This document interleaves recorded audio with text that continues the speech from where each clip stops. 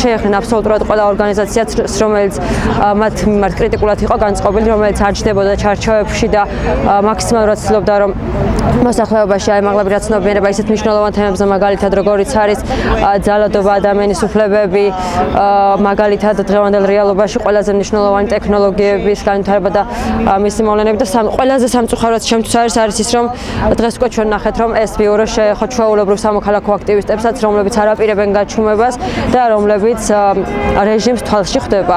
ზუსტად ამიტომ მე ვთვლი რომ დღეს ისია საჭირო გაერთიანება და ერთობა როგორც არასდროს და ჩემი დღეს აქ გამოსვლის მიზეზიც სწორედ ესაა რომ უნდა იცოდეს ნებისმიერმა ადამიანმა რომ მასაც შეიძლება მიადგნენ როგორც მიადგნენ იმ ორგანიზაციებს რომლებსაც თვითონ საერთოდ არ აპირებდნენ მიდგომას, როგორც მიადგნენ სამოქალაქო აქტივისტებს, მაშინ როდესაც საერთოდ არ უნდა შეხებოდნენ ფიზიკურ პირებს.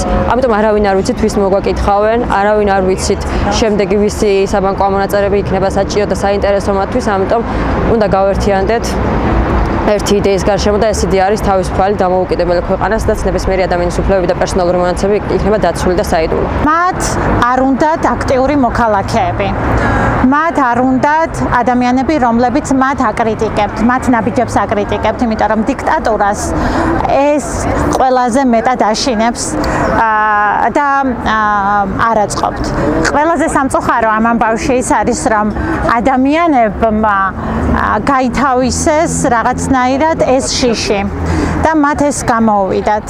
მიუხედავად იმისა, რომ 37 წელს ისტორიკოსები და მასწავლებლები ასწავლიან სკოლებში და ძალიან კარგად იციან რა გამოიარა ამ ქვეყანამ, დღეს ისინი ჩუმად არიან, თუმცა ამის მიუხედავად ყოველთვის ლაპარაკობენ, რომ ბაიმე ადამიანები რატო გაჩუმდნენ, რატო ხმა არ მოიღეს, მაგრამ დღეს ხედავთ, რომ ჩუმად არიან, იმიტომ რომ შიშმა დაისადგურა.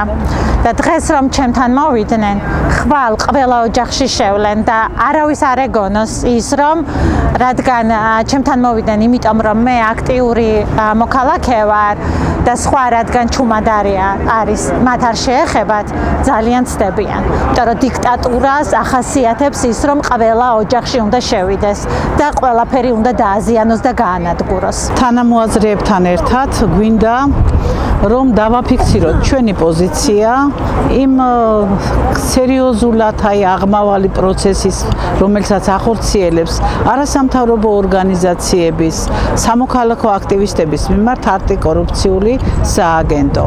ძალიან რთული არის იმ ადამიანებმა, რომლებმაც არასამთავრობო სექტორთან დაკავშირებით ათეული წლები გაატარეს ამ საზოგადოების სამსახურში. უამრავ ადამიანს დაეხმარნენ, ძალიან ბევრი სიკეთე გააკეთეს და ეხლა რაღაცნაირად როგორც დამნაშავეებს მოდით ისე ინფორმაციის მოთხოვნა, უზარმაზარი ინფორმაციის მოთხოვნა არის აი ამ წერილებში დაფიქსირებული, რომელსაც დაჭირდება ძალიან დიდი რესურსი.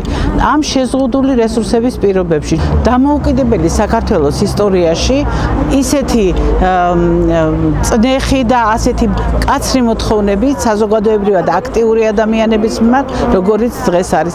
ეს არის შემაშფოთებელი, ძალიან ცუდი რეგრესისკენ მიყავს სამოქალაქო საზოგადოება. ცოტა ხნის წინ ჩვენ ნახეთ რუსული სპეცოპერაცია ამჯერად არჩევნების და პრეზიდენტის სასახლის ღობესთან დაკავებულების სახით.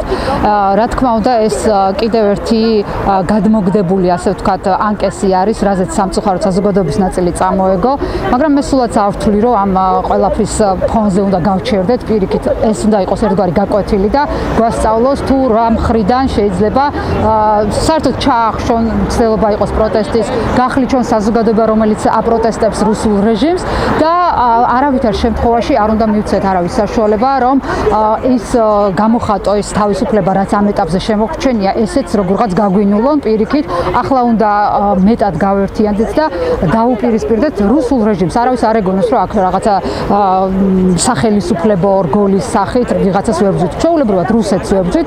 ოღონდ თუ 2008 წელს იყო შეიარაღებული დაპირისპირება, ამ ეტაპზე ეს ჰიბრიდულ რეჟიმში ხდება და იბიძინა ივანიშვილის სახით გვიპირისპირდება რუსეთის ფედერაცია. ჩვეულებრივ მიმდინარეობს ამ ქვეყნის ოკუპაცია და თუ მაშინ დავკარგეთ 20% რეგიონების, ახლა მთლიანად ქვეყნის ოკუპაციის მცდელობას აქვს ადგილი და არავითარ შემთხვევაში არ უნდა შევეგუოთ იმ რეპრესიებს, რაც ხორციელდება ჩვენზე. პირიქით უნდა მოვიკრიბოთ ზალა და ზუსტად არის ახლა ის ეტაპი, რომ არ არის ყურების ჩამოყრის დრო და არც ერთმანეთის ქილიკის და დამუნათების დრო.